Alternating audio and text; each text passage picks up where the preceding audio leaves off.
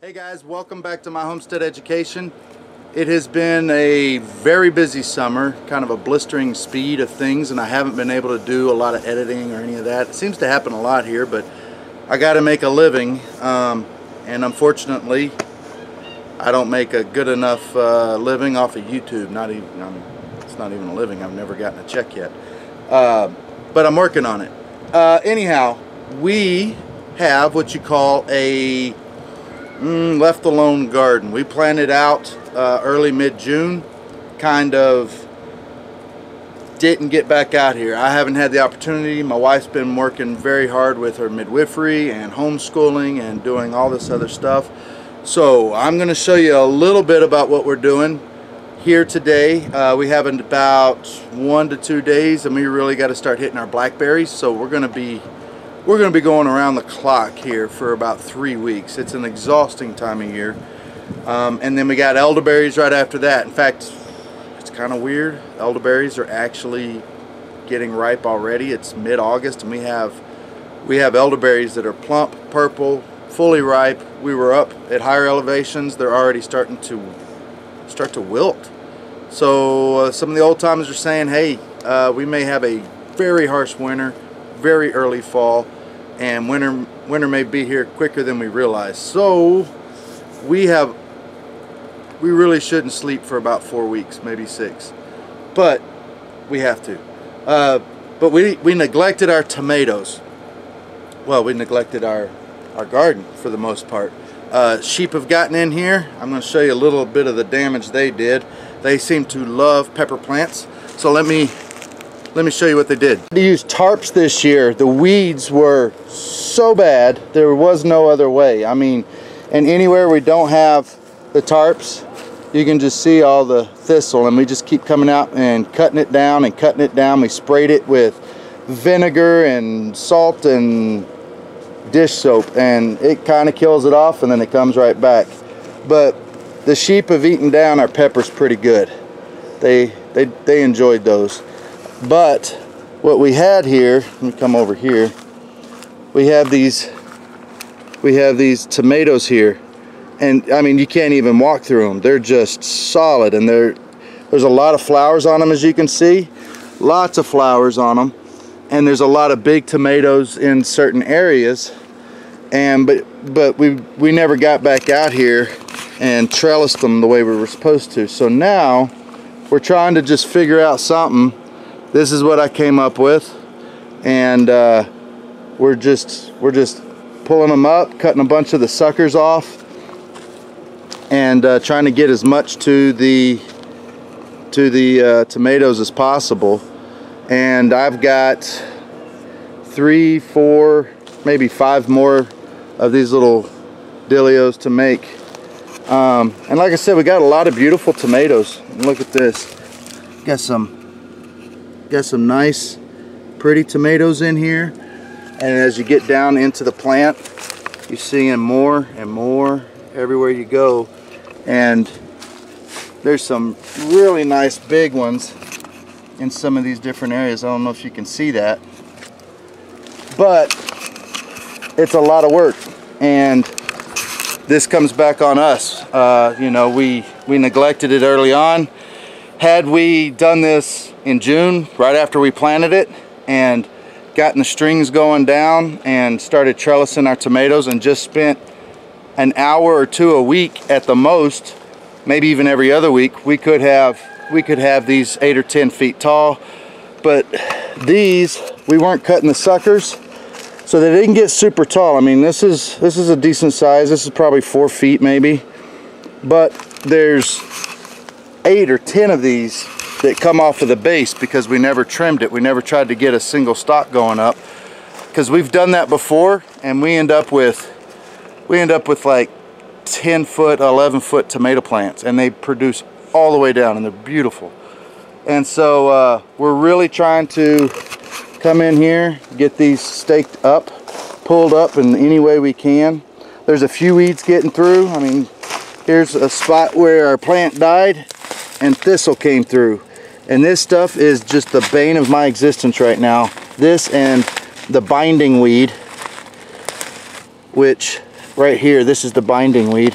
And a lot of our tomatoes have it. It's almost like, some are saying it is a morning glory. It might be. They have flowers like it and they look like it, but one's a perennial and one's an annual. And this stuff just takes over your garden in no time. And so we're just coming in and just ripping stuff out left and right, trying to get it. Look at that. Look, it just keeps on coming out. It's wrapped around all kinds of stuff. And they shoot out and set new rhizomes and just keep on coming out. And they are so nasty to have in your garden because it will just choke out everything. So we're working on that. My missus here is just going through and tying stuff up, trying to get it as best we can. We got some big old plants in there. I don't know how. Look at these big old tomatoes down in here. We got to get them off the ground. We don't want them rotting. We don't want rodents coming in and taking it over. So we are spending our days until blackberry season kicks off officially. We're going to be out here getting ready for our tomatoes. We do have a few peppers. We got some squash. We have my oldest daughter. The sisters are inside for the most part, and they're working together making pickled watermelon rind. If you never had it, we're going to do a video hopefully in the next week. I'm going to have to fit it in with everything else, but we're going to try to do another day of pickled watermelon rind. Probably will be one of the favorite parts of watermelon when you're done. I mean, I love watermelon. I love pickled watermelon rind, and it's loaded with magnesium and other good nutrients for you. So yeah, we have probably a good 6 to 8 hours of just trellising and getting these up and trying to make walk pathways so we can get in between some of these, and we'll have a lot of tomatoes. That's a big bonus. So here at My Homestead Education, we started a new business last year. I think I talked about it some. A lot of people have visited. A lot of people have bought some elderberry syrup kits that we have, and you can go to clearwatervalleyfarms.com. clearwatervalleyfarms.com. I'll put a link in the description below. Right now we have a pre-sale. We're getting packets together. We're doing a cool weather collection of crops, and up here in the north we're going to be harvesting all of these tomatoes here probably within the next 4, maybe 6 weeks. By mid-September, or especially by late September, they should be done. We've got lettuce and turnips and squash. All of that should be pretty much done by mid to late September at the latest.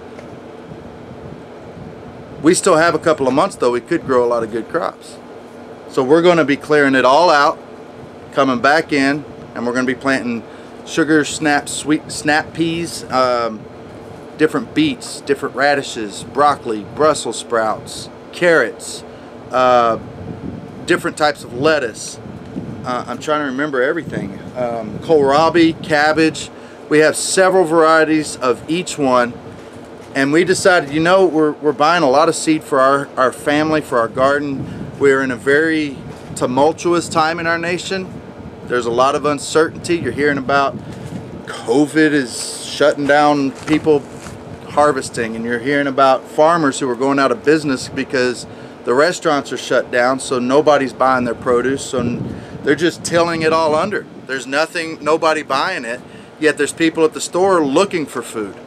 We're in this weird kind of middle ground, and we decided we are really going to push ourselves this year. We're even going to try to get a small greenhouse up and start trying to grow again with some of that, because I don't know how much food we're going to have available over the next 1 to 2 years with all of the stuff happening. So one of the things we're trying to do is provide for you, our viewers, our friends, our loved ones out there. We have seed packets, a full collection. It was going to be 25. There was a watermelon radish we just wanted to try, so we're throwing it in for everybody. You get 26 packs. There are a lot of seeds in these packs, lots of seeds. be surprised if you actually could grow it all in the fall. So you may have to grow some in the spring. And they'll do great in both. And you're going to get a lot of seed. This isn't the same amount of seeds as at the packs you'll see at the store. This is a lot of seeds. We have different varieties. Our carrots, you're going to get 700, 750 seeds. Our beets, you're going to get hundreds of them. Our lettuce, our cabbage, hundreds and hundreds of seed. And they have high germination rates. They're heirloom variety. They're non-GMO. And you're going to love it. And right now you can pre-order it. We'll include the shipping. You get all 26 packs of seeds. Thousands of seeds. I think we estimated over 6,000 seeds. And if they all grow well, you're talking like 6,000–7,000 pounds of food for you and your family. And you can grow it in a short time. Down south, you'll start growing these crops in October, November. Up north, we're going to start growing them as soon as this stuff is ready to go, which is going to be in the next month, September at the latest. So right now is the time to get these cool weather crops. These are things that you can store, except the lettuce. The lettuce isn't something that you're going to really can or store or freeze. But everything else, spinach, all that stuff, you can freeze it, you can can it, you can put carrots and different roots inside of different kinds of crates with sawdust. There's all kinds of things you can do. And a pre-order of $50 right now before September 1st will include all 26 packs of seed and the shipping for 50 bucks. Starting September 1st, we're adding $10 to the price, and we're going to add shipping to it. So we're asking you now, go to clearwatervalleyfarms.com. Check us out. Get your order in today. We have a limited supply of these. And we're going to get back to work. Thank you guys for watching. As always, if you like this, give us a thumbs up. Drop us a note. Say hi. Please, if you haven't subscribed, please subscribe. It really helps our channel out a lot. We've been just slowly bumping our numbers up, and it's wonderful. We're almost to 2,000. I would love to see us. Our next big goal is 5,000. We want to hit 5,000. And we're really excited about it. We're hoping to really get a lot more content to you as things. I may just have to start losing sleep and start editing. They may be quicker, faster, less editing videos like this one. So thank you very much. I hope you all have yourselves a great day, and we'll see you next time.